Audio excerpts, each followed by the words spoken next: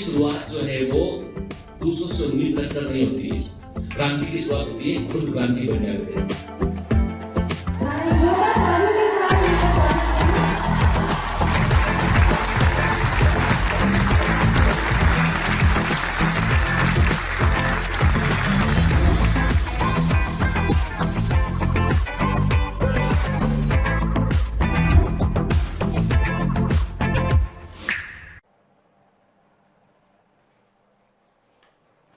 Hello commanders, welcome to Biomentors classes online. I am doctor Jitendra Singh. तो चलिए biomolecules में आगे कंटिन्यू करते हैं। तो पिछली क्लास में हमने देखा था कि वाटर की क्या यूनिक प्रॉपर्टीज होती हैं। इसी कारण से, चूंकि वाटर में कुछ यूनिक प्रॉपर्टीज है, इसी कारण से हम क्या देखते हैं, हम देखते हैं कि लाइफ का ओरिजिन में वाटर के अंदर हुआ। एक्वाटिक इकोसिस्टम सबसे स्टेबल इकोसिस्टम में से एक होते हैं। मैंने आपको एग्जांपल दिया था, मैंने कहा था कि ओशियन या महासागर पर जो है वो क्लाइमेट का ज्यादा फर्क नहीं पड़ता है, इसलिए सबसे अधिक स्टेबल इकोसिस्टम जो है वो महासागरों में देखने मिलता है। ये जो बतला रहा हूं ये सब क्वेश्चन है बेटा एग्जाम के, मतलब इसके ऊपर ऑलरेडी 12th क्लास का जो आपका इकोलॉजी वाला चैप्टर है, यहां पे ऑर्गेनिज्म एंड एनवायरनमेंट, वहां से क्वेश्चन पूछा गया है। ठीक है ना, चूंकि कई जगह पे क्या चैप्टर कई चैप्टर से होते हैं जो मल्टी एंगल होता है, जिनमें बहुत सारे कोण होते हैं इसके अंदर। मतलब ये समझ लीजिए आप कि एक चैप्टर से बहुत सारी चीजें निकलती हैं बाहर, कनेक्ट करते हैं, इंटरकनेक्टेड होते हैं चैप्टर सारे, है ना।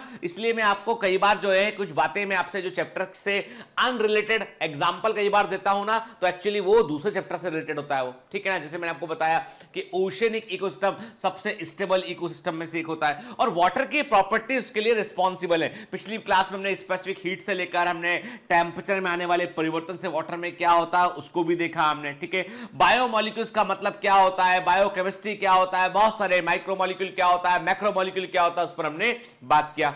ठीक है, चलिए हाइड्रोजन बॉन्ड के बारे में हमने बात किया, हमने देखा कि हाइड्रोजन बॉन्ड क्या था। बाकी इसके अलावा मैंने आपको कोवेलेंट बॉन्ड, आयनिक बॉन्ड और उनके बारे में हमने बात किया। मैंने कहा आपसे कहा भी था कि केमिकल बॉन्डिंग में आप सब कुछ ये चीजें पढ़ते हैं, लेकिन वहां पर आप केमिस्ट्री के पॉइंट ऑफ व्यू से पढ़ते हैं और उन्हीं चीजों को हम यहां पर अप्लाई कर रहे हैं बायोलॉजी के पॉइंट ऑफ व्यू से के। और hydrogen bonding is very important thing because ये वाटर को कोहेसिव पावर प्रोवाइड करता है ना। वाटर मॉलिक्यूल में स्ट्रॉन्ग कोहेसिव फोर्स होता है, एक मॉलिक्यूल खींचोगे दूसरा मॉलिक्यूल पीछे पीछे खिंचा हुआ जाएगा। वाटर मॉलिक्यूल में पोलर सॉल्वेंट क्यों घुलते हैं, इस पर पोलर सॉल्यूट क्यों घुलते हैं, क्यों उसमें डिसॉल्व होते हैं, इस पर भी हमने बात किया था। ठीक है, क्लियर। फिर हमने आपको बताया था बेटा, पिछली क्लास में हमने इस पर बात किया था, हमने कहा था कि जो वाटर मॉलिक्यूल है जब आप उसको जो है जब उसको आप टेम्परेचर को लोअर करते हैं तो हाईएस्ट डेंसिटी, वाटर की highest density 4 degree Celsius temperature पर होती है। उसके बाद जो टेम्परेचर कम करने पर बर्फ पर उसकी डेंसिटी जो है वो कम हो जाती है, इसलिए बर्फ पानी के ऊपर तैरती है। तो आज का क्वेश्चन आपसे जो है वो क्वेश्चन ये है कि right any five properties of water के, वाटर की 5 प्रॉपर्टी आपको बतलानी जो आपको याद आ रही है। कॉपी पलट के मत देखना, देखकर नहीं बतलाना। वाटर की 5 प्रॉपर्टीज, 5 प्रॉपर्टी वाटर की बतलाइए, जो आपको याद आ रही वो लिखिए आप। ठीक है ना, क्लियर। चलिए, अब पिछली बार हमने देखा था प्लांट एश एनालिसिस के बारे में बात किया था। हमने देखा था कि पौधे को कि प्लांट एश की बात करें या हम कोई लिविंग टिश्यू को हमने बर्न कर जला लिया, जलाने के बाद उसकी जो राख थी उस राख का एनालिसिस किया तो हमें इसमें डिफरेंट टाइप के केमिकल मिलते हैं लिविंग टिश्यूज में। हमने कहा सोडियम मिला, हमें पोटेशियम मिला, हमें कैल्शियम मिला, इसमें हम के तो हमने क्या देखा कि these are the inorganic chemical जो लिविंग टिश्यू के अंदर पाए जाते हैं। और याद रखिए कि लिविंग टिश्यू के अंदर ये केमिकल जनरली आयनिक फॉर्म में होते हैं और इनके आयनिक फॉर्म ही जो है वो बायोलॉजिकली एक्टिव फॉर्म होते हैं, वो क्रिया करते हैं, रिएक्शन करते हैं और उसी पर्पस से उनको अंदर लिया जाता है। कि इतना इंपॉर्टेंट है कि यदि आपके हीमोग्लोबिन में जो Fe++ फेरस स्टेट में, आपके हीमोग्लोबिन में जो आयरन है वो फेरस स्टेट में है और ये जब फेरस स्टेट में रहेगा तो ये ऑक्सीजन को जो कैरी करने में रोल प्ले करेगा ना, हीमोग्लोबिन ऑक्सीजन को कैरी करेगा। लेकिन यदि इसी को आपने फेरिक में कन्वर्ट कर दिया, इसी को आपने दी फेरिक स्टेट में कन्वर्ट कर दिया तो हीमोग्लोबिन नॉर्मली इफेक्टिवली काम नहीं कर पाएगा। मतलब यह है कि कोई भी आयन जो बायोलॉजिकल सिस्टम में प्रेजेंट है, यदि उनका ऑक्सीडेशन होता है, यदि उनका रिडक्शन होता है तो उनकी कार्य करने की क्षमता जो है वो अफेक्ट आती है, उनका जो है बायोलॉजिकल इफिशियंसी पर फर्क पड़ता है। ठीक है, ये इंपॉर्टेंट थिंग है चीज बेटा के। कि कैसे जो है वो हम आगे जब मिनरल न्यूट्रिशन पढ़ेंगे तब हम उस पर और बात करेंगे आगे के, ठीक है। चलिए तो अभी लौट के अभी शुरू करने वाले क्या, अभी हम एक एक करके हम देखने वाले हैं। पहले हम बात करेंगे माइक्रो मॉलिक्यूल्स की बात करेंगे हम के।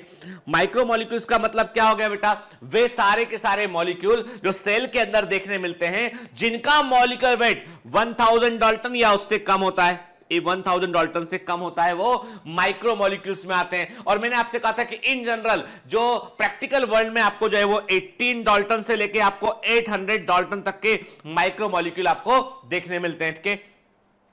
यदि हम इन माइक्रो मॉलिक्यूल को हम देखें कि भाई माइक्रो मॉलिक्यूल में क्या क्या शामिल करोगे आप, हम बोलेंगे सिंपल शुगर इसमें शामिल होगा, इसमें सिंपल शुगर इसमें शामिल होगा, इसमें क्या शामिल होगा, इसमें अमाइनो एसिड शामिल होंगे, इसमें अमाइनो एसिड शामिल होंगे, इसमें क्या शामिल होगा, इसमें फैटी एसिड इसके अंदर शामिल होगा बेटा के, इसमें न्यूक्लियोटाइड शामिल होंगे, इसके अंदर न्यूक्लियोसाइड और न्यूक्लियोटाइड शामिल होंगे, ठीक है।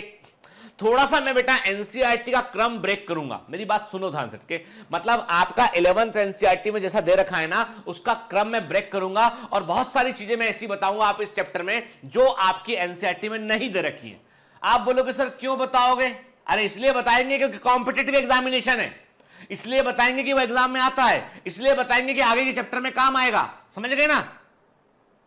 तो गाना ना गाओ इसके लिए पहले ही बता दिया, ठीक है, बाद में ना कहना, ठीक है। अभी तो शुरू हुआ है चैप्टर बेटा, ठीक है। वो कौन सा गाना है ना के पार्टी चलेगी ऑल नाइट, बाद में ना कहना के पहले ही दे दूं वार्निंग, ठीक है।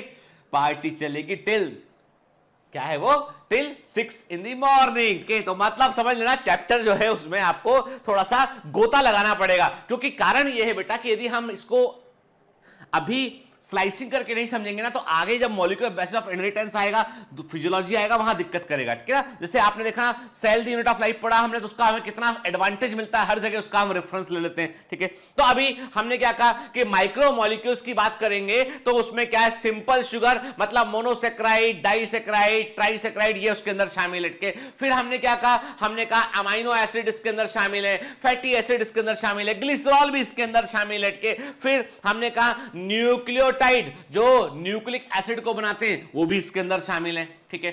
हम यहां स्क्रीन पर क्या देख रहे हैं, स्क्रीन पर हम देख रहे हैं सिंपल शुगर के, क्या देख रहे हैं हम, सिंपल शुगर देख रहे हैं, हम देख रहे हैं ये मोनोसेक्राइड, क्या देख रहे हैं बेटा, हम देख रहे हैं ये मोनोसेक्राइड, हम सिंपल शुगर देख रहे हैं, हम देख रहे हैं मोनोसेक्राइड, ठीक है।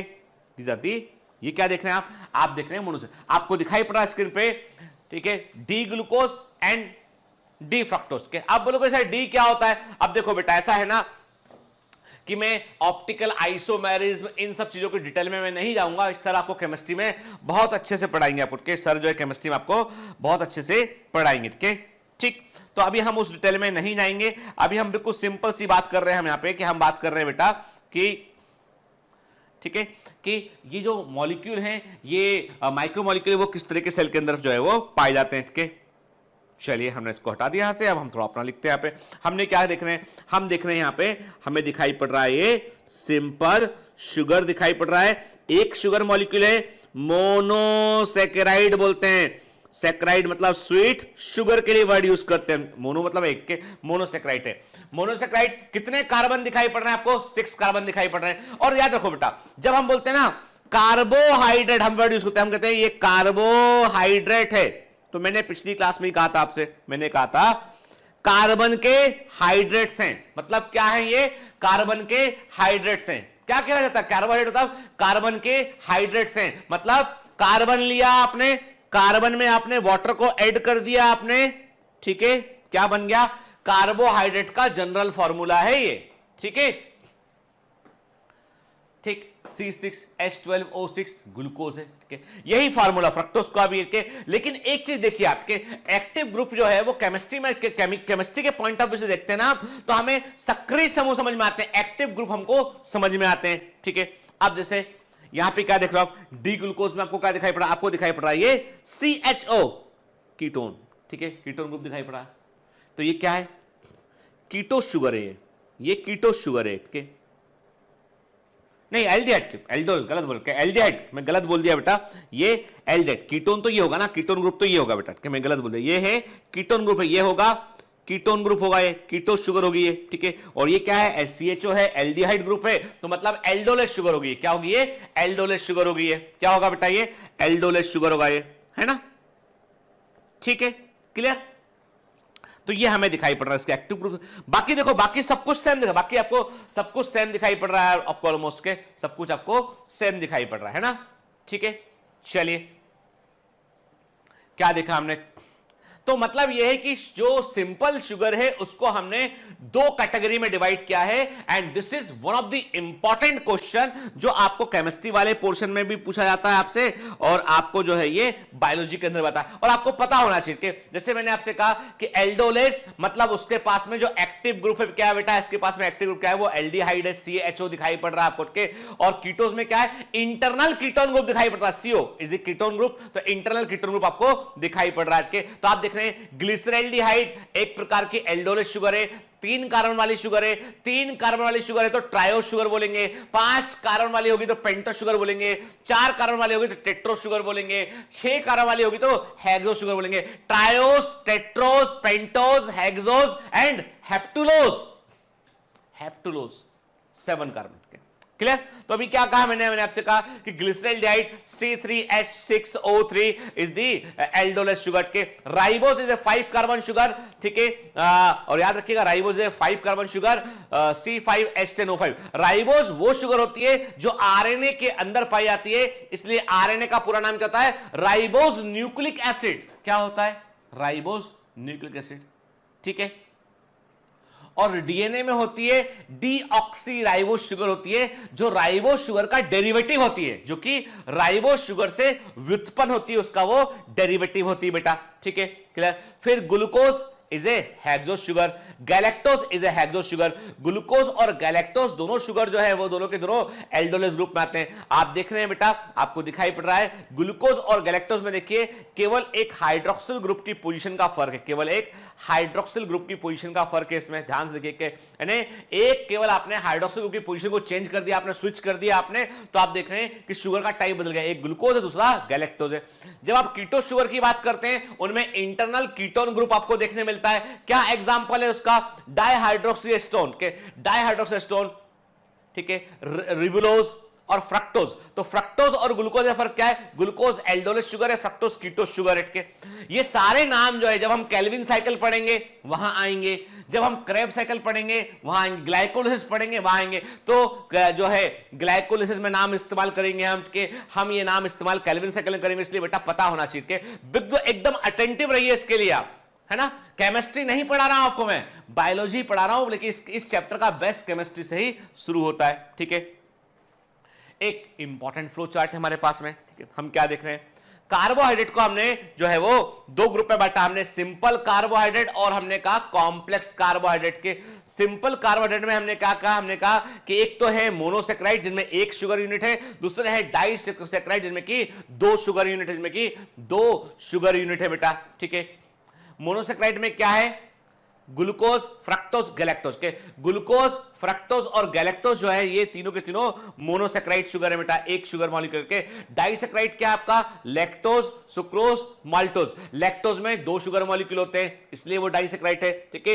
एक ग्लूकोज होता है, दूसरा गैलेक्टोज होता है, ठीक है। देखेंगे आगे। सुक्रोज में जो है वो क्या होता है, सुक्रोज के अंदर एक ग्लूकोज होता है, एक फ्रक्टोज होता है, तो ये भी एक डाइसेक्राइड है। माल्टोज में 2 ग्लूकोज मॉलिक्यूल होते हैं इसलिए वो जो है वो डाइसेक्राइड है, तो ये डाइसेक्राइड हो गए। फिर हम आते हैं कि ऑलिगोसेक्राइड क्या होते हैं बेटा, जो कॉम्प्लेक्स कार्बोहाइड्रेट है उनको 2 कैटेगरी में बांटा हमने, एक ऑलिगोसेक्राइड, दूसरा हमने कहा पॉलीसेक्राइड। ऑलिगोसेक्राइड में 2 से अधिक और 10 या 10 से कम शुगर यूनिट होती है, मतलब जनरली 2 to 9 होता है, 2 से अधिक और 10 से कम के, ये इसका डेफिनेशन है। इसमें 10 लिखा है, दैट इज आल्सो करेक्ट, परंतु more than 2 and less than 10 वो ऑलिगोसेक्राइड की कैटेगरी में आता है। और ये ऑलिगोसेक्राइड नाम का इसके बारे में ऑलरेडी हमने कहा पढ़ा हुआ है, हमने cell the unit of life पे जब सेल मेम्ब्रेन पढ़ रहे थे, तो ग्लाइकोप्रोटीन और ग्लाइकोलिपिड में जो कार्बोहाइड्रेट जुड़ा होता है वो ऑलिगोसेक्राइड होता है, बताया था मैंने आपको, ठीक है।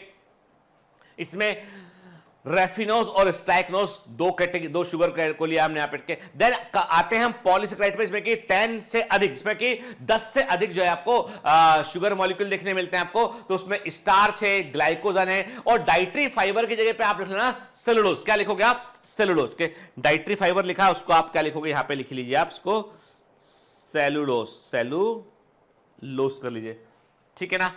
क्लियर है ना बेटा? तो ये एक हमने ब्रीफली हमने देखा कि कार्बोहाइड्रेट के टाइप क्या होते हैं, उसको देखा हमने। क्लियर?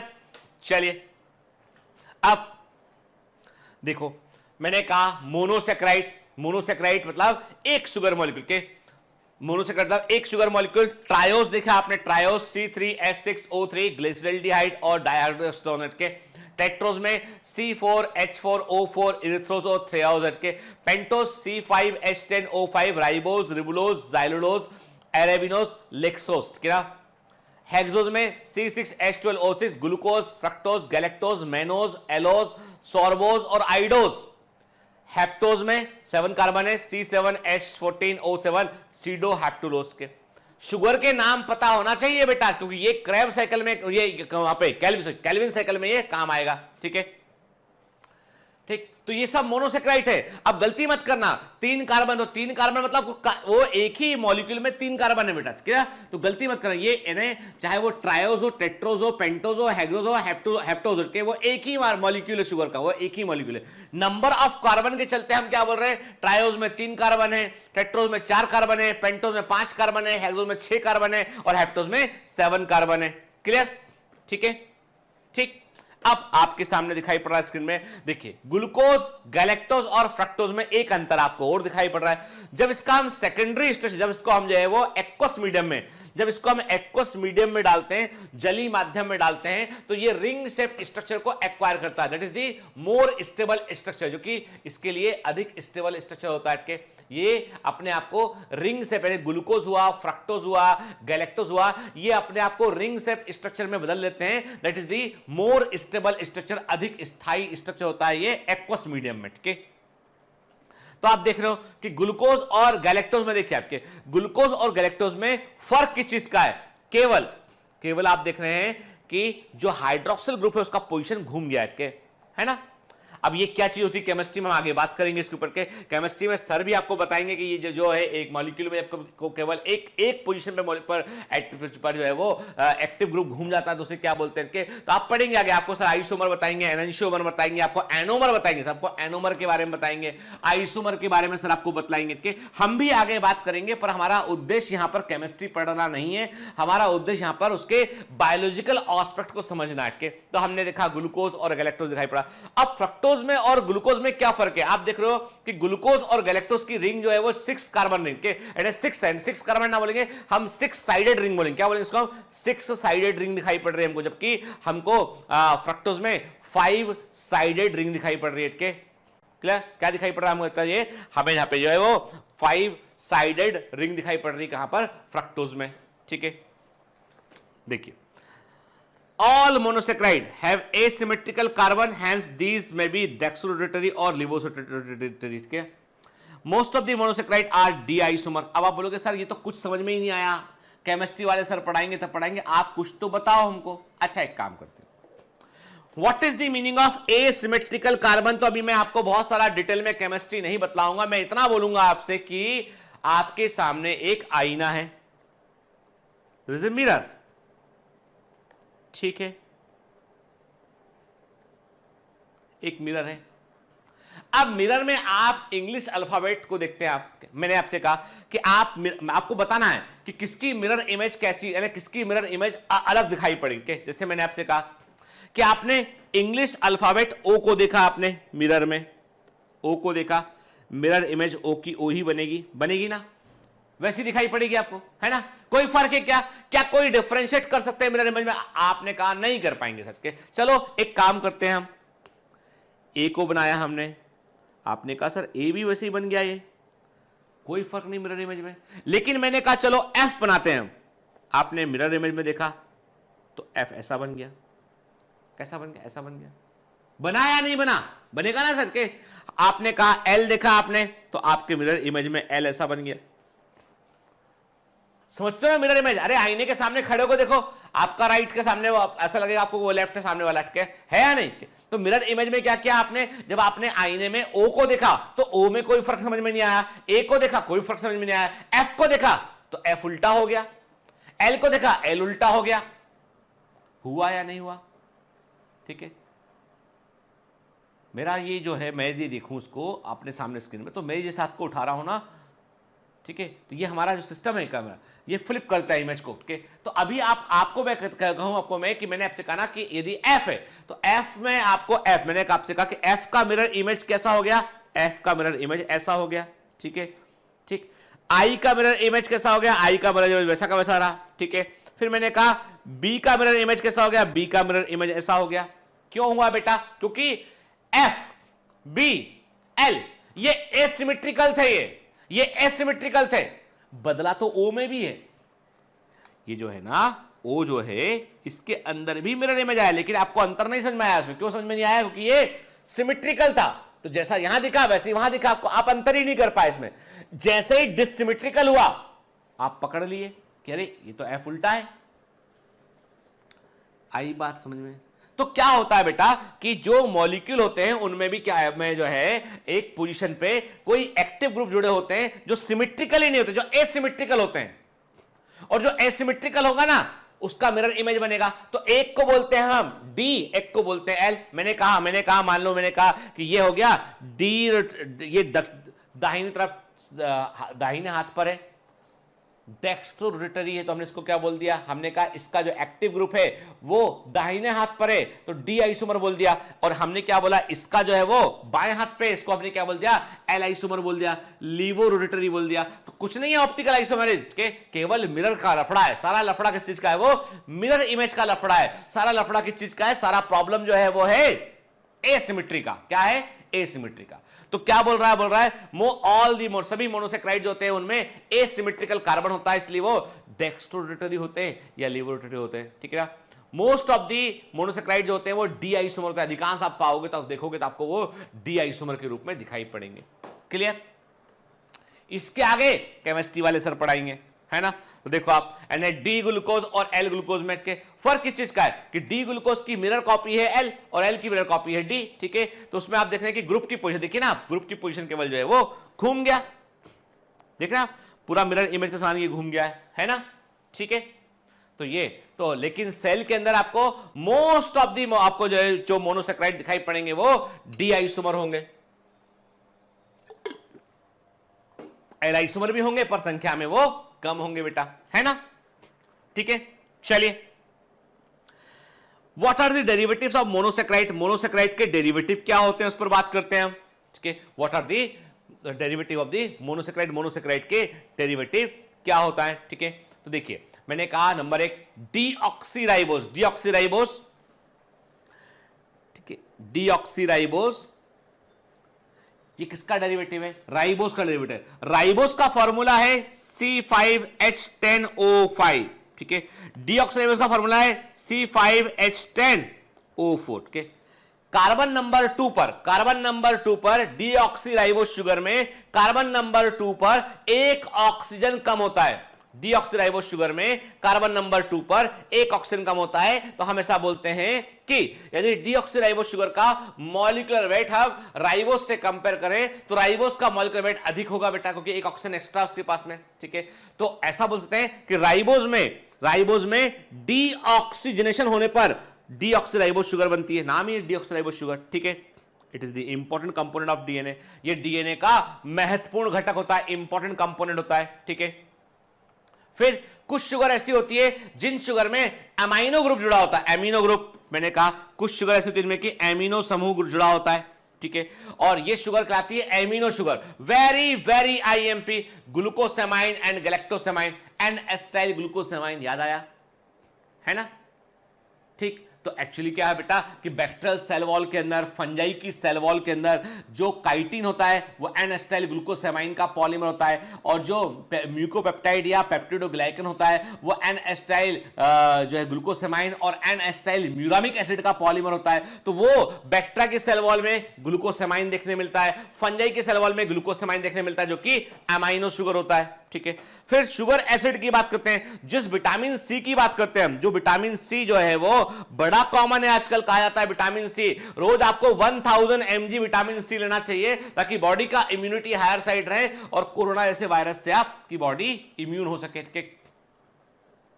तो एस्कॉर्बिक एसिड, ग्लूकोरॉनिक एसिड, गैलेक्टोरॉनिक एसिड, ये सब शुगर एसिड है। कहां नाम सुना है इसका? हमने कहा था कि middle lamella is a polymer of, middle lamella is made up of calcium pectate और मैग्नीशियम पैक्टेट, और मेनली क्या होता है मिडिल लैमेला में? कैल्शियम पैक्टेट होता है। Pectate is a polymer of N acetyl glucosamine and N acetyl glucuronic acid के, it is the polymer of glucose, it is, मैं फिर से बोलता हूं उसको कि the pectin is polymer of glucuronic acid and galacturonic acid. And acetyl नहीं बोलूंगा। क्या बोला बेटा मैंने आपसे बोला कि जो पैक्टिन है या पैक्टेड है, it is polymer of glucuronic acid and galacturonic acid. ठीक है, अभी क्या हो रहा है आसपास में, हमारे आसपास में जो है वो एक बिल्डिंग है, यहाँ पे कहते हैं कि वो आकाश अंबानी का घर है, पर ऑफिशियली डिस्क्लोज नहीं हुआ, काम चलता है, तो उसके जो साउंड है वो बड़ा अनोइंग होता है, तो कई बार आपका ध्यान भटकता है उससे के। चलिए मैं पूरी कोशिश करूंगा कि ईमानदारी से कि मेरा ध्यान कहीं और ना भटके। और दूसरी बताऊं आज बड़ी प्रॉब्लम क्या है, मेरा एसी काम नहीं कर रहा है, इस हॉल का एसी में पता नहीं क्या प्रॉब्लम हो गया। बुलाया है टेक्नीशियन मैंने, लेकिन इट्स टू हॉट यार, बंद करके रिकॉर्ड करने में हाँ बड़ा, ठीक है, तो मेरा ध्यान बार बार जाता है एसी के, एसी को ऑन कर दूं नहीं करूं, क्या करूं, के वो वाटर बाहर गिर रहा है उससे के। चलिए वापस लौट के आते हैं अपने मुद्दे पे, कहां घर की बात बताने लगा आपको मैं, है ना। ठीक है, चलिए तो आप क्या देख रहे हैं, आप देख रहे हैं कि ग्लूकोसेमाइन देख रहे हैं आपके, और देखिए मैंने कहा डी जो है वो अल्फा डी एन एसिटाइल ग्लूकोसेमाइन के, तो ये हम देखें ये क्या है बेटा, ये अमाइनो शुगर के। तो आप क्या देख रहे हैं इसमें, आपको एमिनो ग्रुप दिख रहा है, आपको दिखाई पड़ रहा है इसमें, ये है एमिनो ग्रुप, देखिए आप के, ये क्या है, ये है आपको एमिनो ग्रुप, यहां पे आपको दिखाई पड़ रहा है। ठीक है, क्लियर। और फिर अगला इमेज वो देख रहे हैं आप, अल्फा डी ग्लूकोसेमाइन देख रहे हैं, और इस अल्फा डी ग्लूकोसेमाइन में आप देख रहे हैं कि फिर जो है वो आपका जो है वो alpha D N acetyl group जुड़ गया, तो एसिटाइल ग्लूकोसेमाइन बन गया वो। ठीक है, देन आप देख रहे हैं gluconic acid and the glucuronic acid को देख रहे हैं यहाँ पे। ठीक है, ये क्या है, ये शुगर एसिड है, ये शुगर एसिड है, एसिड है ना बेटा, देखो ये इसमें कार्बोक्सिलिक ग्रुप जुड़ा हुआ है इसमें। ठीक है, एसिड वो जो हाइड्रोजन आयन दे, है ना, बेस वो जो hydroxyl ion they. Hello, everyone. My name is Newton. I hope you are enjoying. Sorry to disturb you in between lecture, but it's important to inform you. You should download Biomentors app from Google Play Store. We need your support, so please take subscription to become an official commando of Biomentors. Bye bye. Continue your lecture. ठीक, फिर sugar alcohol की बात करें तो glycerol is a, अब क्या है NCERT में गलती से लिख दिया उन्होंने, glycerol is a simple lipid. अरे भाई ऑल लगा है, ऑल लगा है तो थोड़ा तो सम्मान कर लो केमिस्ट्री का, ऑल लगा है मतलब अल्कोहल है वो। ठीक है, glycerol is a 3 carbon molecule, चूंकि क्या है, चूंकि शुगर अल्कोहल होता है। ठीक है, mannitol is also sugar alcohol.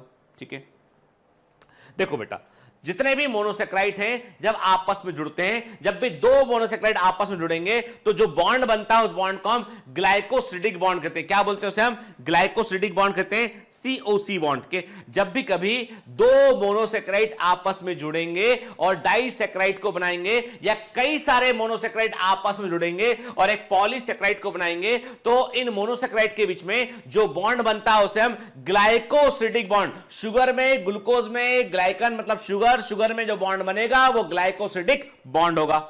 Clear, याद रखना इस चीज को।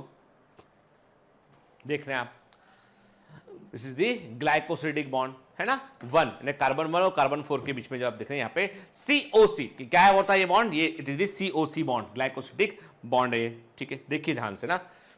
ठीक, देखो बेटा याद रखना, जब भी कभी बड़ी मजे की बात है, जब भी कभी जो है वो दो मॉलिक्यूल जुड़ते हैं और एक बड़े मॉलिक्यूल को बनाते हैं, मतलब मैंने कहा मोनोमर जुड़े और डाइमर को बनाया, या कई सारे मोनोमर जुड़े और पॉलीमर को बनाया।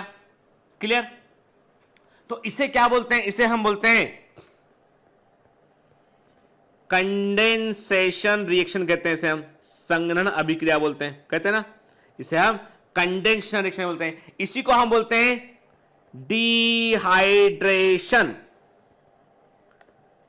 सिंथेसिस भी कहते हैं, इसको हम कहते हैं नहीं, इसे हम डिहाइड्रेशन सिंथेसिस कहते हैं। याद रखना, जब भी कभी आप संघनन करते हैं, कंडेंसेशन करते हैं, आप जब जो है वो पॉलीमर का फॉर्मेशन करते हैं, तो वाटर मॉलिक्यूल बाहर निकलता है। क्या निकलता है? वाटर। चूंकि वाटर मॉलिक्यूल बाहर निकलता है, इसलिए क्या बोलते हैं? इसलिए हम बोलते हैं डिहाइड्रेशन। और उसके बाद एक केमिकल बन रहा है, तो डिहाइड्रेशन सिंथेसिस बोलते हैं उसको। ठीक है बेटा, दो जुड़कर एक बन गया, इसलिए क्या बोला? दो मॉलिक्यूल जुड़े और एक बन गया, कई सारे जुड़े और एक बन गया, तो कंडेंसेशन बोलते हैं उसको हम। क्लियर? ठीक है। क्या देखा आपने? आपने देखा कि इस शुगर मॉलिक्यूल का ये हाइड्रोजन इस शुगर मॉलिक्यूल का हाइड्रोक्सिल ग्रुप से क्रिया किया, H एंड OH, तो क्या बन गया? H2O बन गया, और ये बन गया COC बॉन्ड। क्या बन गया? ये COC, अल्फा 1,4 ग्लाइकोसिडिक बॉन्ड। क्या बन गया? ये अल्फा 1,4 ग्लाइकोसिडिक बॉन्ड के 1,4 है ना, 1 कार्बन 1 और कार्बन 4 के बीच में आप देख रहे हैं ये बॉन्ड बनाया, तो अल्फा 1,4 ग्लाइकोसिडिक बॉन्ड है। ठीक है ना? क्लियर? तो ये COC is the glycosidic bond. ठीक है ना? Pentose and hexose are the most common sugar in the cell. Cell के अंदर सबसे अधिक मिलने वाली शुगर पेंटोस है। उसके पेंटोस में क्या बेटा? राइबोज शुगर आता है, डीऑक्सीराइबोज शुगर आता है, सबसे कॉमन जो होता है। हेक्सोज में ग्लूकोज आता है, फ्रक्टोज आता है बेटा, जो सबसे कॉमन शुगर में से एक होते हैं। और ये जो शुगर होते हैं, दे में exist in both open chain and as well as ring form के। एक्वस मीडियम में जनरली आपको रिंग फॉर्म के अंदर मिलते हैं। एक्वस मीडियम में, जली माध्यम में आपको जनरली रिंग फॉर्म में मिलते हैं। ये ओपन और रिंग फॉर्म, मतलब ये है कि ओपन और रिंग फॉर्म दोनों में ये हो सकते हैं। देखिए ध्यान से, आप ग्लूकोज मॉलिक्यूल का स्ट्रक्चर आप देख रहे हैं। ग्लूकोज मॉलिक्यूल आपको जो लीनियर स्ट्रक्चर है, एक तरफ आप उसको देख रहे हैं, दूसरा आप देख रहे हैं इसका रिंग स्ट्रक्चर, जो 6 साइडेड रिंग स्ट्रक्चर उसको देख रहे हैं। और रिंग फॉर्म जो होते हैं, they are more stable in the aqueous medium के। जली माध्यम में ये अधिक स्टेबल होते हैं, अधिक स्थायित्व होता है इनका बेटा। क्लियर? ये आप देखो लीनियर, ये देख रहे हो आप इसका रिंग फॉर्म देख रहे हैं, है ना? Structure of glucose, the most common sugar found in humans and other vertebrates. Monosaccharides can exist in both linear and ring form. Ring form is much more common. ठीक है, याद रखना। ठीक है, ring form is much more common के। और ये carbon की जो नंबरिंग है ना, याद रखना है इसको, ये बड़ी इंपॉर्टेंट है कार्बन की नंबरिंग। ठीक है, कार्बन की नंबरिंग दिमाग में रखिएगा इसमें। ठीक है ना? ठीक। Ring form is present in aqueous medium. देखिए कैसे बनता है। लीनियर में जब जैसे आपने ग्लूकोज को पानी में घोला, जैसे ग्लूकोज पानी में घोला आपने, तो उसका रिंग फॉर्म स्ट्रक्चर जो है वो जो उसका जो लीनियर स्ट्रक्चर, जो उसका लीनियर या रैखिक स्ट्रक्चर है, वो रिंग फॉर्म में कन्वर्ट हो जाता है। देखिए कैसे होता है, देखा ना आपने? ये क्या है? ये बेटा ये इसका लीनियर, ये इसका रैखिक स्ट्रक्चर है, लीनियर स्ट्रक्चर इसका है। ठीक है, और ये क्या है? इसका रिंग स्ट्रक्चर है। कैसे बना, देखा है ना? तो ये अपने आप को एक्वस मीडियम में आने पर अपने आप को रीऑर्गेनाइज करता है और रिंग फॉर्म में कन्वर्ट होता है, क्योंकि that is the more stable form. जब भी कभी हम बोलते हैं मोर स्टेबल फॉर्म बोलते हैं, मतलब लेस रिएक्टिव फॉर्म। क्या होता है? उसका स्टेबिलिटी बायोलॉजिकल वर्ल्ड में अधिक होगा, जिसका रिएक्टिविटी कम होता है। और जो हाइपर रिएक्टिव होगा, उसका स्टेबिलिटी कम होगा। ठीक है, देखिए आप alpha D glucose and beta D glucose दोनों में फर्क। अब गौर से देखिए, बताइए कि अल्फा डी ग्लूकोज और बीटा डी ग्लूकोज के, जैसे हम कहते हैं starch is a polymer of alpha D glucose. ठीक है, cellulose is a polymer of beta D glucose. ठीक है, अब इन दोनों ग्लूकोज में फर्क किस चीज का है बताओ? देखो ध्यान से रहा, कहां फर्क आपको दिखाई पड़ रहा है? सोचिए, बताइए कहां फर्क दिखाई पड़ रहा है आपको? कहां फर्क दिखाई पड़ रहा है? अरे ये एक जैसा, ये एक जैसा। ठीक है, कोई फर्क नहीं है। ये एक जैसा, ये एक जैसा, कार्बन 4 पे कोई फर्क नहीं है, कार्बन 3 पे कोई फर्क नहीं है, कार्बन 2 पे कोई फर्क नहीं है, के कार्बन 1 पे देखो फर्क है, फर्क है, फर्क है कार्बन 1 पर, के एक अल्फा, इतना सा फर्क है कि कार्बन 1 पर जो है हाइड्रोक्सिल ग्रुप का पोजीशन चेंज हो गया, के तो अल्फा डी ग्लूकोज बन गया और दूसरा बीटा डी ग्लूकोज हो गया, इतना सा फर्क है। लेकिन बॉन्डिंग करते में ये स्ट्रक्चर पर ज्यादा फर्क डालता है। जब बॉन्डिंग होगी ना तो ये सोचिए, हमारी बॉडी में यदि बीटा डी ग्लूकोज का पॉलीमर हम इस्तेमाल करते हैं, हम उसके बॉन्ड नहीं तोड़ सकते हैं। हमारी बॉडी में सेलुलोज को पचाने की क्षमता नहीं है, इनफैक्ट किसी भी एनिमल में नहीं है एक्सेप्ट माइक्रोब्स। जो इंसेक्ट होते हैं, दीमक की बात करें हम, कैटल्स होते हैं, चौपाई होते हैं, उनके स्टमक के अंदर जो है बैक्टीरिया पाए जाते हैं और वो बैक्टीरिया जो होते हैं वो सेलुलोज को पचाने में रोल प्ले करते हैं। अदरवाइज एनिमल्स की बॉडी में नेचुरली सेलुलोज को पचाने वाला कुछ है ही नहीं है। ठीक है, तो देखिए आप, तो अल्फा और बीटा डी ग्लूकोज में क्या फर्क है इसके हम देख रहे हैं यहाँ पे हम। ठीक है बेटा, है ना, ठीक, देखिए है ना, alpha D glucose linear form से जब रिंग फॉर्म बना तो एक तरफ आप अल्फा डी ग्लूकोज देख रहे हैं, तब आप देख रहे हैं बीटा डी ग्लूकोज देख रहे हैं। दोनों में फर्क केवल कार्बन नंबर 1 पे, फर्क कहां पर, केवल कार्बन नंबर 1 पर है, हाइड्रोक्सिल ग्रुप की पोजीशन में। अब आप बोलोगे सर आप इसको थोड़ा डिटेल में लिखा दो। बेटा ये मैं केमिस्ट्री का हिस्सा थोड़ा सा बतला रहा हूं, थोड़ा सा मैं केमिस्ट्री बतला रहा हूं आपको, ताकि आगे हमको समझ में आए चीजें। नहीं तो मैं क्या पूरे बायोलॉजी बोलता रहूंगा, alpha D glucose beta D glucose, आपकी समझ में ही नहीं आएगा कि क्या अल्फा था क्या बीटा था। ठीक है ना, तो मैं आपको केवल इंट्रोडक्टरी केमिस्ट्री बता रहा, बाकी डिटेल में सर केमिस्ट्री में आपको पढ़ाएंगे इन चीजों को। ठीक है ना, clear.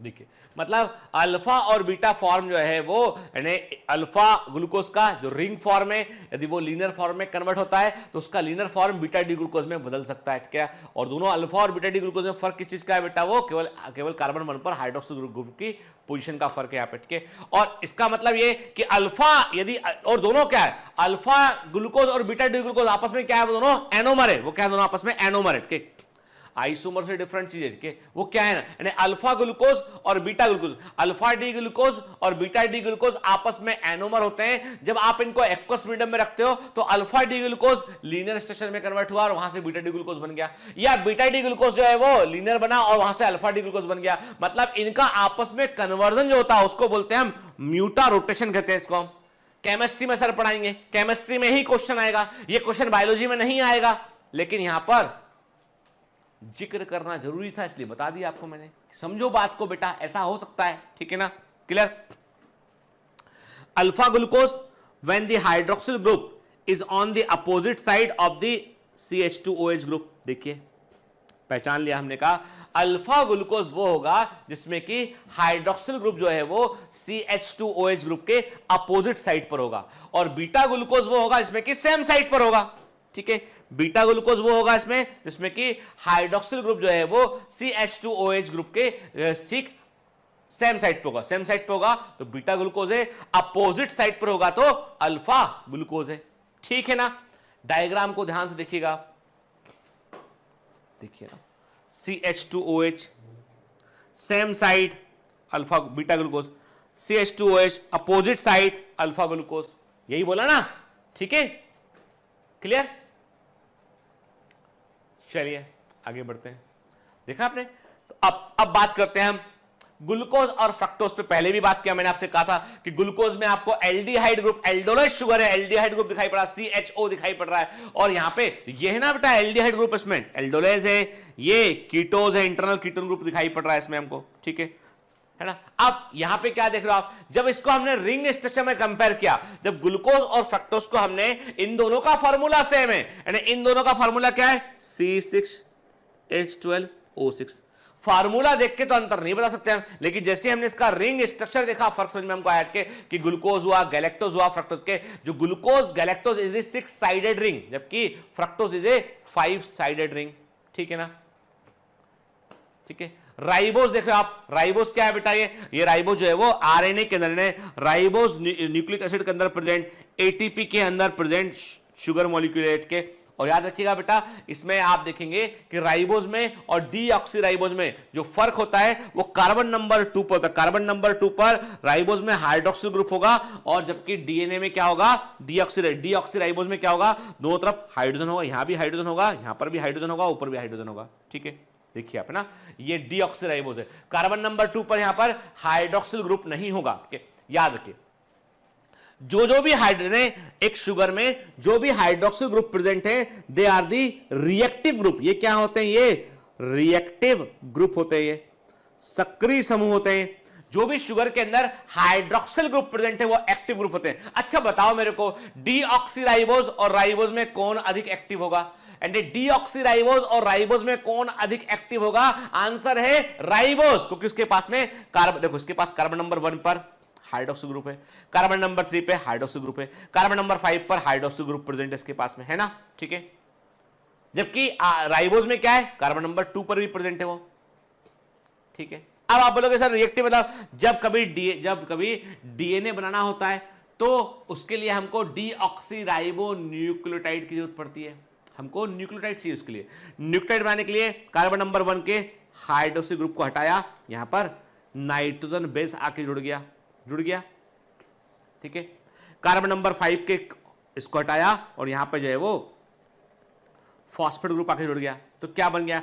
Nitrogen base, phosphate, pentose sugar, nucleotide बन गया। अब क्या बचा ये वाला हाइड्रोक्सिल ग्रुप बचा। ये अगले न्यूक्लियोटाइड से जुड़ेगा तो पॉलीमर बन जाएगा। वो क्या बन जाएगा? पॉलीमर बन जाएगा, फास्फोडाइस्टर बॉन्ड बनेगा, पॉलीमर बन जाएगा। तो अगले से जुड़ेगा इसके, तो मतलब तीनों हाइड्रोक्सिल ग्रुप इसके इस्तेमाल हो गए।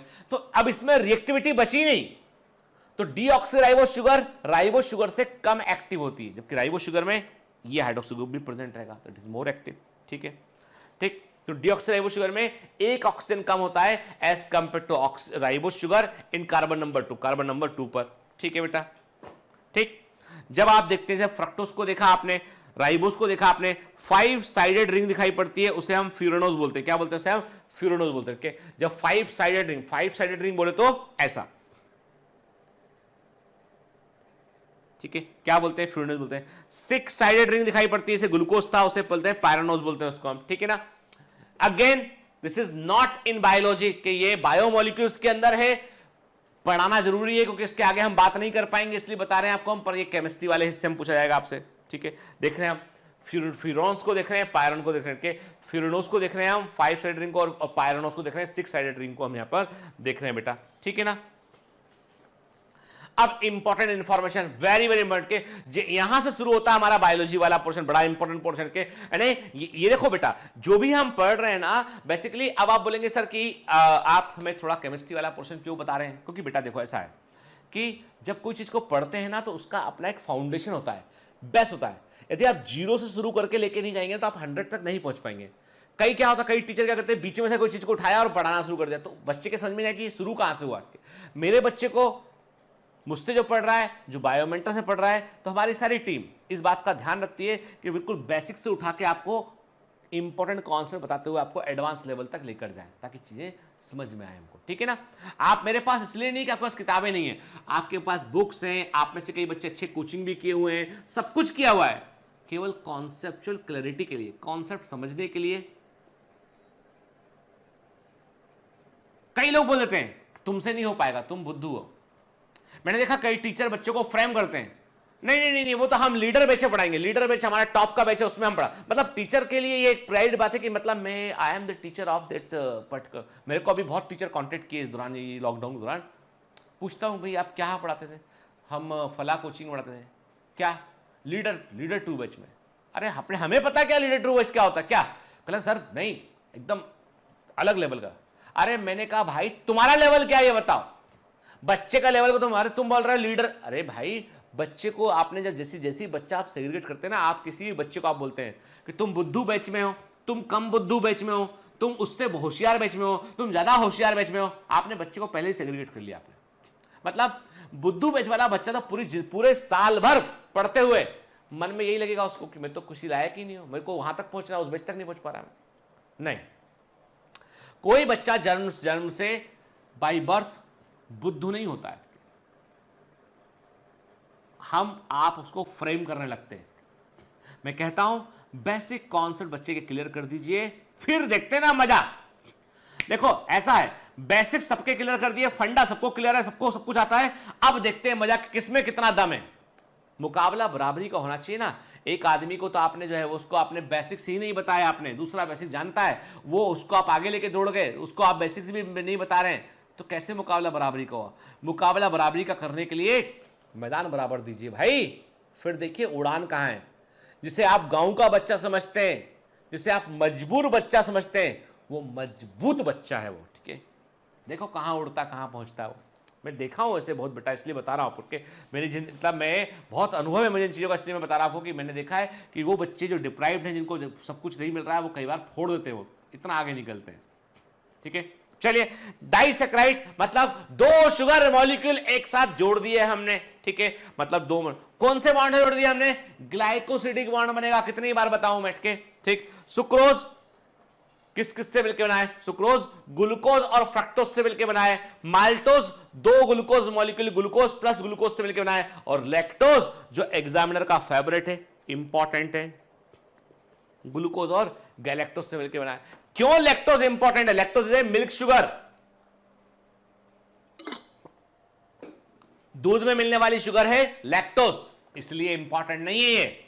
इंपॉर्टेंट इसलिए है कि मॉलिक्यूलर बेसिस ऑफ इनहेरिटेंस में हम लेक ओपेरॉन पढ़ते हैं, जो जीन रेगुलेशन का, जो प्रोकैरियोटिक में जीन रेगुलेशन का एक एग्जांपल है, ठीक है। प्रोकैरियोटिक में जीन रेगुलेशन का एक एग्जांपल है लेक ओपेरॉन, ठीक है, वो पढ़ते हैं।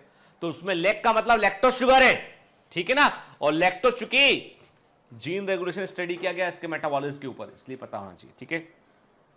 देख रहे हैं आप, ग्लूकोज प्लस फ्रक्टोज क्या बन गया? सुक्रोज बन गया। Sucrose is the table sugar. ये क्या होता है? साधारण टेबल शुगर होता है, जो हम घर में शक्कर खाते हैं ना, वो सुक्रोज होता है, ठीक है ना। और माल्टोस क्या होता है? बार्ली के अंदर जो होता है, बार्ली होता है ना, उसके उसमें जो शुगर होता है, जो आप बॉर्नविटा पीते हैं, आप जो बूस्ट या बॉर्नविटा जो मार्केट में मिलता है ना, माल्ट जो आपके मिलते हैं, आपके मिल्क में मिलाने वाले जो पाउडर मिलते हैं माल्ट बेस्ड के, बॉर्नविटा की बात करें, बूस्ट की बात करें, वो सब क्या, वो सब जो है वो माल्टोस होता है, स्पाउटेड बार्ली में होता है।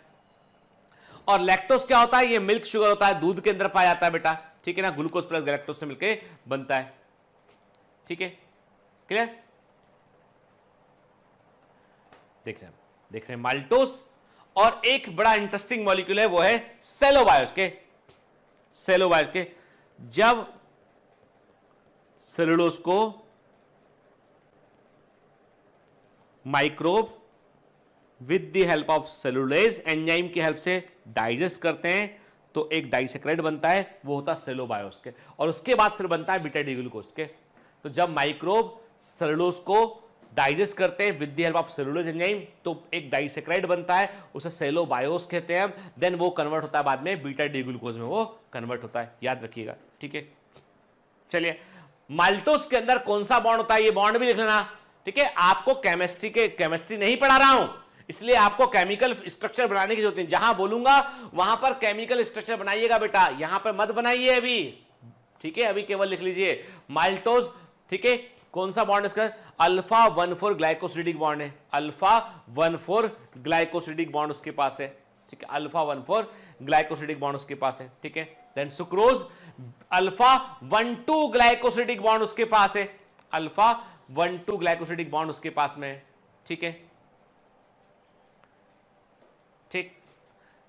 ठीक है, ग्लूकोज प्लस फ्रक्टोज जुड़ा आपस में, एक वाटर मॉलिक्यूल बाहर निकल गया, अल्फा 1,2 ग्लाइकोसिडिक लिंकेज बना, तो क्या बन गया? सुक्रोज बन गया, ठीक है। फिर आपने देखा दो ग्लूकोज मॉलिक्यूल जुड़े आपस में, तो क्या बन गया? अल्फा 1,4 ग्लाइकोसिडिक लिंकेज बन गया, तो माल्टोज बन गया। तो कैसे ग्लूकोज, कैसे सुक्रोज बना है, कैसे माल्टोज बना है, ये हमने देखा, ठीक है। Then lactose, very important. Lactose जो है, कई लोगों को लैक्टोज पचाने में दिक्कत होती है, ठीक है। जब हम एडल्ट हो जाते हैं तो हमारी बॉडी में वो enzyme rennin is the enzyme, it is the enzyme जो कि मिल्क शुगर को पचाने में हेल्प करता है, ठीक है, ठीक है ना। और ऐसा कि दूध को पचाने में हेल्प करता है। तो एक्चुअली क्या होता है बेटा कि ये जो है वो रेनिन जो है दूध को पचाने में हेल्प करता है। इसके अलावा हम कहते हैं कि लैक्टोज को पचाने वाले जो एंजाइम होते हैं वो एंजाइम जो है वो आपके जो एडल्ट होते हैं उनमें बेटा रेनिन का मात्रा कम रहता है, उनमें रेनिन जो है वो कम रहता है। तो होता क्या है बेटा कि जो रेनिन की बात करें हम तो बेसिकली, और हम लैक्टोज को पचाने वाले लैक्टेज की बात करें तो ये सब एंजाइम जो है वो एडल्ट स्टेज में हमको देखने नहीं मिलते हैं। ठीक है, तो एडल्ट स्टेज में इसलिए कई बार लैक्टोज इंटॉलरेंस देखने मिलता है। लैक्टोज में जो बॉन्ड होता है वो देखिए माल्टोज में और सुक्रोज में जो बॉन्ड था वो अल्फा बॉन्ड था। अल्फा बॉन्ड को हमारी बॉडी तोड़ सकती, बीटा बॉन्ड को हमारी बॉडी नहीं तोड़ पाती। के क्या देख रहे हैं आपके, हमने कहा बीटा 1,4 लिंकेज के यहां पर यानी जो आपका ग्लूकोज और गैलेक्टोज के बीच में जो लिंकेज है वो बीटा 1,4 लिंकेज होती है वो।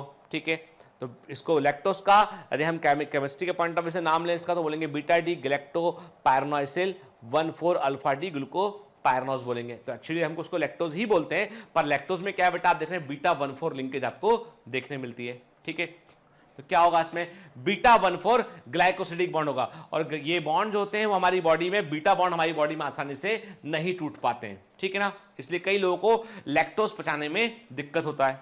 ठीक है, देन कम टू द ट्राइसेक्राइड की बात करें। ट्राइसेक्राइड में 3 मोनोसेक्राइड एक साथ होते हैं और इसका बेस्ट एग्जांपल है रेफिनोज। रेफिनोज में क्या क्या होता है, glucose plus galactose plus fructose के glucose plus galactose plus fructose जो हमको रेफिनोज के अंदर देखने मिलता है। और रेफिनोज शुगर कहां पर आती है, शुगर बीट के अंदर देखने मिलती है हमको, चुकंदर के अंदर शुगर बीट के अंदर हमको ये देखने मिलती है। ठीक है, फिर बात करते हैं स्वीटनिंग इंडेक्स की कि कौन सी शुगर कितनी मीठी है। आपको बता दूं मैं कि जो मिठास का कंपैरिजन है वो कॉमन शुगर से होता है, टेबल शुगर के। जो आपका कॉमन शुगर है कैन शुगर, कॉमन शुगर हम बोलेंगे sucrose is the cane sugar. Sucrose क्या होता है बेटा, ये गन्ने से मिलने वाला कैन शुगर है ये। ठीक है, ये ही टेबल शुगर है ना। जो कॉमन शुगर है जिसका हम इस्तेमाल करते हैं वो क्या, वो है सुक्रोज। ठीक है, तो इसको हम बेस्ट मानते हैं कि कोई भी शुगर जो है वो हमारी नॉर्मल शुगर की तुलना में कितनी मीठी है। तो याद रखिए माल्टोज का स्वीटनिंग इंडेक्स है 32, मतलब वो जो सुक्रोज है उसको हमने 100 वैल्यू मान लिया। यदि कोई वैल्यू 100 से कम होगा, जितना कम होगा उतना कम मीठा होगा, 100 से वैल्यू जितना अधिक होगा उतना ज्यादा मीठा होगा। मतलब ये है माल्टोज का स्वीटनिंग इंडेक्स 32 है, लैक्टोज का 16 है, ग्लूकोज का 70 है। मतलब ये नॉर्मल शुगर से ये कम मीठा होता है ना। लेकिन फ्रक्टोज का कितना है, 170 है। And this is the important reason कि ये फ्रूट शुगर है। पके हुए फलों में, ध्यान से बात, पके हुए फलों में आपको फ्रक्टोज देखने मिलेगा क्योंकि मीठा अधिक होता है। अधिक मीठा होता है तो पक्षी, एनिमल सब उसे खाने के लिए अट्रैक्ट होते हैं। It is more sweet in taste के फ्रक्टोज। यदि मान लो मैं कहता हूं कि कोई फल है, उस फल में लैक्टोज इकट्ठा होता है तो लैक्टोज तो 16 स्वीटनिंग इंडेक्स, मीठा ही ना होता, कोई स्वाद ही ना आता उसमें। जब कोई स्वाद ही नहीं आता तो कोई खाता क्या उसको, कोई नहीं खाता उसको। लेकिन फ्रक्टोज 170 स्वीटनिंग इंडेक्स, मतलब नॉर्मल शुगर से दुगना मीठा होता है। इसलिए आपको आम बहुत मीठा लगता है, पके हुए अमरूद, पका हुआ फल सब बहुत मीठा लगता है आपको क्योंकि उसका स्वीटनिंग इंडेक्स ज्यादा होता है। ठीक है, देन एक प्रोटीन होता है मोनिलिन, इसका स्वीटनिंग इंडेक्स होता है 2 लाख, मतलब नॉर्मल शुगर से 2 लाख गुना होता है। इतना अधिक मीठा होता है कि इसका यदि टेस्ट आप ले लेंगे तो आपको बहुत समय तक जो है वो पहले मीठा लगेगा फिर कड़वा लगेगा। पूरा टेस्ट बर्ड का सिस्टम हिल जाता है पूरा। कभी कभी कुछ लोग होते हैं जो आर्टिफिशियल शुगर इस्तेमाल करते हैं, सैकरीन या कुछ दूसरे केमिकल, देखिए मुंह में पहले मीठा लगेगा फिर एक अजीब सा कड़वापन हो जाएगा मुंह में के। तो वो क्या होता है, क्योंकि जो हमारे केमिकल सेंसर होते हैं ना वो इतने मीठे के बाद में वो अपने आप को एकोमोडेट करने में उन्हें टाइम लगता है। तो monellin is a protein which has the sweetening index 2 lakh, जबकि केमिकल सैकरीन जो आर्टिफिशियल शुगर के रूप में यूज करते हैं उसका स्वीटनिंग इंडेक्स 40,000 होता है। ठीक है, ठीक है, वो 40,000 होता है। फिर बात करते हैं बेटा यहाँ पे कुछ बड़े इंपॉर्टेंट पॉइंट हैं। अभी देखो बिल्कुल अभी जितनी चीजें हम नोट कर रहे हैं ना, this most of these are the examination question theory के। एग्जाम में जो क्वेश्चन आते गए उसको हमने थ्योरी में कन्वर्ट करते चले गए उसको हम, और वो आपको बता रहे हैं, चाहे वो इस पोर्शन से, चाहे वो केमिस्ट्री के अंदर रहा हो या बायोलॉजी के अंदर रहा हो बेटा। ठीक है, मोस्ट ऑफ द ऑलिगोसैकेराइड जो सेल में पाए जाते हैं वो कहां मिलते हैं आपको? वो आपको मिलते हैं ग्लाइकोप्रोटीन के अंदर मिलते हैं, ग्लाइकोलिपिड के अंदर मिलते हैं, और ग्लाइकोप्रोटीन और ग्लाइकोलिपिड हमेशा सेल मेम्ब्रेन पर आउटर फेस बाहर तरफ होते हैं और उसके नेम टैग को बनाने में रोल प्ले करते हैं। कहां बतलाया था मैंने आपको? ये cell the unit of life में मैंने आपको बतलाया था। ठीक है, सुक्रोज जो है फैलिंग सॉल्यूशन से क्रिया नहीं करता है, वो जो है उसके अंदर रिएक्टिव नहीं होता है। ठीक है, तो मतलब ये है कि ये सुक्रोज जो है वो नॉन रिड्यूसिंग शुगर है, वो जो है वो फैलिंग सॉल्यूशन को जिससे रिएक्ट नहीं करता है, इसलिए वो नॉन रिड्यूसिंग शुगर है। और माल्टोज और लैक्टोज जो है वो फैलिंग सॉल्यूशन से रिएक्ट करते हैं, they are the reducing sugar. बाकी डिटेल आपको केमिस्ट्री में सर बताएंगे इसके। जाइलोडोज जो होता है वो एक नॉन न्यूट्रिटिव स्वीट शुगर है, मीठा होता है, लेकिन हमारी बॉडी जाइलोज को जो है उससे एनर्जी को नहीं निकाल पाती है, उसके केमिकल बॉन्ड को नहीं तोड़ पाती है, इसलिए इससे हमको कोई कैलोरी नहीं मिलती। यानी खाओगे तो मीठा लगेगा, लेकिन उससे कोई कैलोरी आप निकाल नहीं पाओगे, कोई एनर्जी निकाल नहीं पाओगे जाइलोडोज से आप। ठीक है ना। फिर इरिथ्रोज जो होता है, इरिथ्रोज is a raw material for the synthesis of the lignin, anthocyanin, tyrosine amino acid and phenyl alanine amino acid के। इरिथ्रोज जो होता है ये एक रॉ मटेरियल है, कच्चा पदार्थ है। किसके लिए बेटा? लिग्निन सेकेंडरी वॉल में डिपॉजिट होता है। एंथोसाइनिन वैक्यूल के अंदर मिलने वाला वायलेट या रेड वायलेट पिगमेंट होता है। Tyrosine amino acid, phenyl alanine बड़े इंपॉर्टेंट अमीनो एसिड है। इनको बनाने के लिए जो कच्चा पदार्थ चाहिए होता है वो एक शुगर होती है इरिथ्रोज। Ribose is the component of ATP, NADP, NAD, FAD और आरएनए के। आरएनए क्या होता है? राइबोस न्यूक्लिक एसिड के। एटीपी क्या होता है बेटा? Adenosine triphosphate. एनएडीपी क्या होता है? Nicotinamide adenine dinucleotide phosphate. NAD क्या होता है? Nicotinamide adenine dinucleotide. एफएडी क्या होता है? Flavin adenine dinucleotide. ठीक है, ये सब पढ़ेंगे बेटा, सब काम आएगा आगे। गैलेक्टोज वो शुगर होती है जो एक कल्चर मीडियम में देखने मिलती है, उसे हम अगार अगार बोलते हैं। और ये अगार कल्चर मीडियम किससे मिलता है हमको? रेड एल्गी से मिलता है। रेड एल्गी कौन सी होती है? ये होती है ग्रेसिलेरिया और जिलीडियम, ये ग्रीन एल्गी के। यानी जो अगार अगार जो है वो एक लेबोरेटरी के अंदर बैक्टीरिया को कल्चर करने के लिए मीडियम के रूप में इस्तेमाल होता है, और ये रेड एल्गी से मिलता है, ग्रेसिलेरिया से मिलता है, जिलीडियम से मिलता है। इसमें मेन शुगर होती है गैलेक्टोज। क्या होती है? गैलेक्टोज होता है। ये सब रैंडम क्वेश्चन है, मैंने एक जगह बता दिया आपको, ये सब रैंडमाइज क्वेश्चन है बेटा, एग्जाम में पूछे आते हैं। ठीक है ना। चलिए, तो आज हम इतना ही करेंगे इसमें। तो आज हमने शुगर के बारे में बात किया, हमने बहुत सारे रैंडम पॉइंट को एक साथ इकट्ठा कर लिया।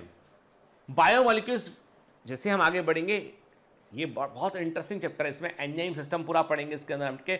लेकिन क्या होता है बेटा कि शुरुआत के जो लेक्चर होते हैं ना, उनमें हमें कई सारे जो इंट्रोडक्टरी चीजें होती है वो पढ़नी होती है हमको। ठीक है ना। तो एनसीईआरटी पर हम आज के लेक्चर में हमने एनसीईआरटी नहीं शामिल कर पाए। ठीक है, आगे लेक्चर आएगा, हम बिल्कुल एनसीईआरटी के कोई एक सिंगल पैराग्राफ, सिंगल टेबल को भी बेटा हम नहीं छोड़ेंगे। ठीक है, लेकिन मैंने आपसे कहा ना कि पर्पस खाना पूर्ति करके कोर्स पूरा करना नहीं, पर्पस ये है कि हर वो चीज जो पहले कभी समझ में नहीं आई ना, वो अब समझ में आएगी। ठीक है, और एग्जाम में हमें फोड़ के आना, आई वांट टॉपर, मुझे टॉपर चाहिए, समझ गए ना। चलिए, तो पढ़ते रहिए बेटा, मेहनत करते रहिए, ऑल द बेस्ट।